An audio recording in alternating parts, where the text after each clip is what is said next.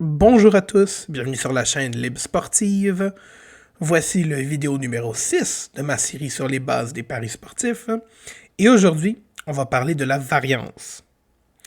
C'est important de comprendre que dans les paris sportifs, la variance, c'est peut-être le concept le moins bien compris. C'est incroyable.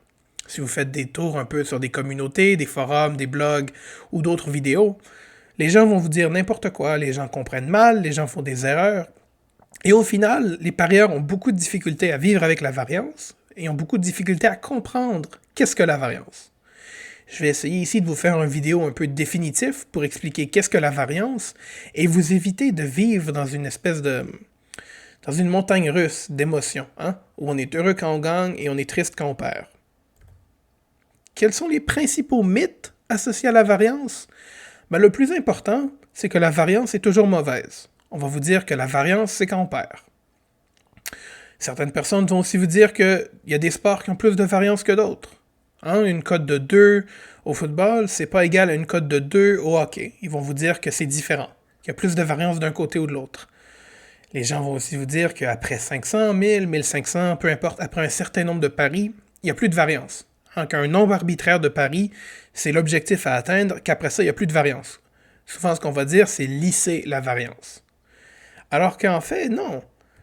La réalité, c'est que la variance, tout simplement, c'est peut-être la phrase la plus importante du vidéo, la variance, c'est une déviation par rapport au résultat attendu. C'est tout. C'est-à-dire que si vous avez un ROI qui doit être de 3%, si après 100 paris, vous avez plus que 3% de ROI, c'est de la variance positive. Si vous avez moins de 3% de ROI, c'est de la variance négative. Tout simplement. La variance, c'est une déviation au résultat attendu. Et à court terme, tout peut arriver. Vous pouvez gagner 10 paris d'affilée, comme vous pouvez en perdre 10 d'affilée. Même si vous débutez, si vous n'avez pas énormément d'expérience, je peux vous le garantir, avec assez de paris, vous allez avoir des moments où vous allez gagner plus que vous l'imaginez maintenant, mais vous allez aussi avoir des moments où vous allez perdre plus que ce que vous pouvez imaginer. Vous allez perdre 15 paris sur 16, vous allez perdre 10 paris d'affilée, ça va arriver. Je vous le garantis. Et sans variance, vous savez, il n'y aurait pas de paris sportifs. Si les bons paris gagnaient tout le temps et les mauvais paris perdaient tout le temps, comme certaines personnes aiment le dire, mais il n'y aurait pas de paris. On ne pourrait pas faire de l'argent, on ne pourrait pas gagner de l'argent aux paris sportifs. Ça serait un peu comme les échecs. Un joueur aux échecs qui a une cote de 2000 FIDE, qui joue contre un joueur qui a une cote de 1000, le joueur à 2000 va gagner tout le temps. Il n'y a même pas de défi. Il va détruire son adversaire tout le temps. Le meilleur joueur va gagner. Et puis aux échecs, qui fait de l'argent, à part les joueurs qui donnent des cours, qui font des streamings ou qui écrivent des livres? Ceux qui font de l'argent, c'est peut-être le top 10, le top 20 mondial qui gagnent vraiment leur vie à jouer aux échecs. Les paris sportifs, clairement, c'est pas comme ça. Les paris sportifs, comme il y a de la variance, comme un parieur perdant peut gagner à court terme, il va continuer à déposer parce qu'il va dire je me rappelle, il y a 6 mois, j'avais doublé mon dépôt. Il va continuer à déposer. Il veut revivre ça. De la même manière, moi, si je parie sur un site, le site, c'est pas tout de suite que je suis un parieur gagnant. Il y a certains sites, ça prend des centaines, voire des milliers de paris avant que je sois limité. Si c'était vraiment chaque bon pari qui gagnait, après un pari, le site vous limiterait. Le site ne voudrait plus prendre vos paris. Il n'y aurait pas d'enjeu. Quels sont les plus gros pièges associés à la variance? Le plus important, je vous dirais, c'est que les gens vont blâmer la variance quand on perd. Ils vont dire, j'ai perdu ce mois-ci, c'est la variance. Le prochain mois, quand ils vont gagner, ils vont dire, j'ai gagné, c'était des bons paris. Je suis vraiment intelligent, j'ai tout prévu. Voilà. Alors qu'en fait, non. Chaque fois que vous avez des résultats qui sont plus hauts ou plus bas que ce qui est attendu, c'est de la variance. Si vous avez eu des pertes, un mois perdant, une certaine séquence, 500 paris, vous êtes en perte, prenez le temps de vérifier votre bilan. Blâmez pas automatiquement la variance. Peut-être que c'est la variance, mais vous ne pouvez pas tout mettre sur le dos de la variance quand ça va mal, et puis essayer de dire que c'est vos compétences quand vous gagnez. Un autre piège, ça va être d'être trop confiant quand on gagne. Vous allez souvent voir ça, quelqu'un va dire « sur mes 15 derniers paris, j'en ai gagné 13. Ça va bien. Sur mes derniers 25, j'en ai gagné 22. » Oui, mais Vos prochains paris ne sont pas liés à vos paris passés. Il n'y a pas de lien. C'est-à-dire que si vous êtes vraiment confiant parce que vous avez gagné, vous êtes sur une bonne séquence, vous augmentez vos mises, vous continuez à miser plus, vous allez tout perdre. De la même manière que quelqu'un qui veut se refaire va perdre, si vous êtes trop confiant, vous allez perdre. Un autre piège de la variance, c'est que vous allez être découragé. Si vous avez un peu d'expérience, je suis certain que vous savez de quoi je parle. La première fois qu'on a une vraie mauvaise séquence dans les paris, ça donne mal au cœur. Hein? C'est comme avoir un coup de poing à l'estomac. On a envie de vomir, c'est incroyable. Je me rappelle, moi, une fois, ma première année où j'ai eu des réels gains au pari, ma première année de vrai parieur gagnant, j'ai eu une journée, c'était un samedi. Et je crois que j'avais placé une vingtaine, 20 ou 25 paris avant d'aller au travail et j'ai travaillé 12 heures. J'ai travaillé toute la journée. Et puis j'ai dû gagner un ou deux paris. C'était incroyable, j'ai tout perdu. Même si c'était des bons paris, hein, les équipes c'était serré, les cotes étaient bonnes, le closing était bon, mais j'arrêtais pas de perdre. Et puis le soir, à la maison, j'ai réalisé, j'ai dit waouh, si j'avais pas travaillé et que j'avais pas parié, en tout, là, globalement, j'aurais eu plus d'argent. J'ai perdu plus d'argent à parier cette journée-là que ce que j'ai fait à travailler 12 heures. Et vraiment, c'est décourageant. On a envie d'arrêter. Et un autre piège, hein, c'est le jeu compulsif. Que vous soyez ici au Québec, que vous soyez en France, peu importe, il y a des organismes qui peuvent vous aider gratuitement si vous avez un problème de jeu. Si les pertes vous font casser des choses dans votre maison, vous donnez des coups de poing dans les murs, vous brisez des assiettes, si ça ruine les moments en famille, si vous n'êtes jamais capable de vous déconnecter, si chaque fois que vous allez jouer plus d'argent pour vous refaire, hein, vous allez jouer votre loyer, vous allez jouer de l'argent dont vous avez besoin pour manger, c'est dangereux, c'est un problème. Et je vous invite sérieusement à consulter. Les paris sportifs, avant tout, ça doit être un plaisir. Si c'est pas agréable, il faut arrêter. Comment est-ce qu'on peut limiter la variance? Les gens vont souvent vous dire que en limitant nos cotes, en pariant sur des cotes plus petites, on limite la variance. Mais est-ce que c'est le cas? Plus ou moins. C'est-à-dire que si on parie une cote de 2, il va y avoir moins de variance qu'à une cote de 4. Mais, comme on l'a déjà expliqué, à long terme, ce qui est important, c'est le ROI. C'est-à-dire qu'à une cote de 4 ou à une cote de 2, avec le même ROI, sur 20 000 paris, vous allez avoir autour du même profit, autour du même gain. Le plus important, donc, ça va être d'avoir une plage de cote avec laquelle vous êtes confortable à court terme. La variance, vous allez surtout la sentir à très court terme, sur 100, 200 paris. Si vous avez des cotes beaucoup plus élevées, des cotes à 4, à 5, vous allez voir, gagner 3 ou 4 paris d'affilée, ça fait beaucoup de gains. Mais vous allez souvent en perdre 5, 6, 7 d'affilée aussi. Le truc vraiment, ça va être d'avoir une plage de cote avec laquelle vous êtes confortable. Moi, j'utilise personnellement une plage de cote de 1,20 à 4. Ça m'arrive d'aller un peu plus haut que 4, mais d'habitude, 1,20 à 4, pour moi, c'est suffisant et je suis confortable avec ça, tout simplement.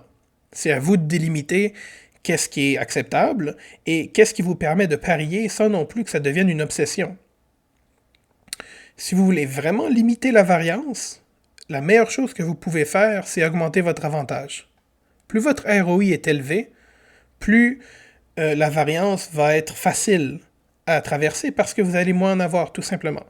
Si vous pariez une cote de 2, mais que vous avez un ROI de 5%, vous allez avoir beaucoup moins de variance que l'autre parieur qui a un ROI de 2.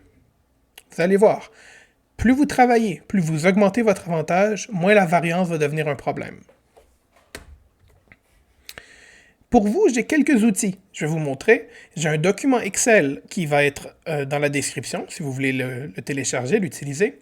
Je vais aussi vous montrer un site Internet qui va vous aider à mieux gérer la variance et on va parler de l'importance de prendre une pause. Donc, on se retrouve tout de suite sur Excel. Vous voyez, ce que j'ai bâti ici, c'est un simulateur de mise. Ça va être disponible dans la description du vidéo. J'utilise un macro, assez simple, qui vient juste changer le texte d'une cellule. Voyez? C'est le texte ici que j'ai mis, si vous voulez le copier, faire le macro de votre côté, parce que chaque fois qu'on clique « Entrer » dans une cellule quelconque, ça fait une simulation. Moi, j'ai juste trouvé que c'était plus esthétique de faire un macro avec le bouton, pour que chaque fois que j'appuie, ça fait une simulation. On peut changer les paramètres ici, les cotes maximales et minimales et le taux de réussite, c'est-à-dire les cotes maximales et minimales que le simulateur va utiliser pour simuler des paris, la bankroll, le capital de départ, et le nombre de paris simulés. Les mises vont être des mises flat de 10 ou des mises de 1%. Ça nous fait un calcul ici des deux. On peut voir les courbes différentes. Et en fonction des paris simulés, on va avoir la cote moyenne et le taux de réussite observé. Le ROI estimé ici va être le ROI associé à notre taux de réussite, voilà, et à la cote moyenne observée. On peut voir donc l'évolution, le ROI observé par rapport au ROI estimé. Et comme vous voyez, ça peut être très différent. Chaque simulation va être différente. Des fois, on est à l'équilibre à peu près, des fois, on est perdant, des fois, on est gagnant de beaucoup. Regardez la courbe ici. On descend et on remonte. Mais c'est la même, à la base, c'est un parieur qui a exactement les mêmes performances que la courbe ici. La différence, c'est qu'à court terme, ici sur 1000 paris, ce qui est quand même pas énorme, la variance a un gros impact sur les performances du parieur. Vous allez vraiment comprendre, la variance, tout simplement, c'est pas positif ou négatif. C'est une déviation par rapport au résultat attendu. C'est-à-dire que, voilà, ici, vous voyez, même si on a une mauvaise séquence, on est plus haut que le résultat attendu. Le parieur ici aurait eu une certaine expérience de variance positive. Vous devez apprendre à vivre avec ça. Si la variance, ça gâche vos journées. Si perdre quelques paris, ça vous donne envie de, je sais pas, de vomir, vous n'êtes pas capable de continuer à travailler ou d'avoir un repas avec votre famille sans toujours stresser à propos de vos paris, toujours tout consulter, ou bien vous pariez trop, ou bien peut-être que si vous n'arrivez vraiment pas à vivre avec la variance, les paris sportifs, peut-être que c'est pas pour vous. C'est normal. Mais il faut être capable, pour être gagnant, de concilier la variance à court terme qu'on peut avoir négative ou positive. Parce que sinon, vous n'allez jamais atteindre un certain long terme où la variance est moins importante. Il y a toujours de la variance. La variance, c'est sur chaque pari. Mais plus votre échantillon est grand, comme on va voir ensemble sur le site que je vais vous montrer, plus la variance va être un peu limitée. Plus on va pouvoir déterminer avec une certaine certitude un intervalle où nos performances devraient se retrouver. Donc, comme je vous l'ai dit, ce document ici va être disponible dans la description du vidéo et je vous montre tout de suite un site internet qui va aussi vous aider à mieux comprendre la variance. Voici donc le site, c'est sportsbettingcalcs.com. C'est un site en anglais qui a beaucoup de ressources qui peuvent être utiles dans les paris. Ce qu'on va utiliser ici, c'est le simulateur de paris. Vous allez voir, ça simule comme ça avec une bankroll un capital de départ de 10 000. Ça utilise des cotes américaines, ici on va dire 1.91, donc une cote de moins 110, et un ROI qu'on va estimer de 2%. On va faire pour notre calcul des mises fixes, et on va chercher à gagner 100 en moyenne, c'est-à-dire qu'on va miser juste au-dessus d'1%, et 500 paris vont être un bon échantillon pour commencer. Si on clique comme ça sur simuler, vous voyez, ça nous simule 20 différentes courbes de résultats qu'on peut consulter, et ça nous montre ici à quoi on devrait s'attendre. Donc, un parieur qui a 2% de ROI sur 500 paris, ça fait quand même 31% de chance d'avoir perdu. 31% de chance, une fois sur 3. Après 500 paris, le parieur ici va être en perte. Par contre, comme on parie seulement 1%, la chance de perdre 50% du capital, c'est quand même juste 1%. C'est important ça, parce que si on est très malchanceux et qu'on perd beaucoup, ça va être extrêmement long pour se refaire. Si on change, on va dire ici par exemple que le ROI est de 5%, ça va changer aussi nos résultats. Vous voyez, à 5%, on a seulement 11% de chance d'être perdant. Les courbes vont quand même monter. Mais 11%, ça veut quand même dire qu'un mois par année, ou presque, vous allez être perdant. C'est beaucoup. Il faut vraiment comprendre, donc, comme on a dit, que la variance, ça va vous arriver, que la variance, c'est neutre. C'est pas positif ou négatif, mais qu'il faut vivre avec. Il faut apprendre à vivre avec au jour le jour. Je vous invite à utiliser le site ici. Vous pouvez changer les différents critères. Il y a aussi beaucoup d'autres ressources qui sont très utiles dans les paris. Et puis, ouais, le lien va être dans la description si vous voulez le consulter. Alors, comme on vient de voir, hein, on a un document Excel qui va vous aider à simuler la variance, à mieux comprendre comment ça peut affecter votre ROI à court terme. Et on a aussi un site internet qui permet de simuler encore plus de courbes en même temps pour vraiment voir les probabilités hein, d'être perdant ou d'être gagnant sur un échantillon assez... vous pouvez le varier. Là. On a utilisé 500 parce que c'est pas beaucoup, mais vous pouvez faire des milliers de paris si vous voulez. Ça va vraiment vous aider à mieux comprendre qu'est-ce que la variance et à comprendre à quel point, dans vos paris à court terme, ça va être important. Ça nous amène au dernier point aussi, au dernier outil, prendre une pause. Ça paraît un peu presque stupide de le dire comme ça, mais vraiment, quand la variance est trop, hein, quand c'est trop, surtout en débutant, quand vous perdez beaucoup de paris, que ça commence à affecter votre vie en dehors des paris sportifs, prenez une pause. Ça va vous faire du bien, une journée ou deux. Pas besoin que ce soit très long. Ne pariez pas une journée ou deux. Prenez du temps pour vous. Prenez du temps pour revoir votre méthode. Prenez du temps même pour déconnecter complètement du sport. Pour être capable de vivre sans ça et puis revenir rafraîchi. Revenir avec plus de motivation pour les paris sportifs.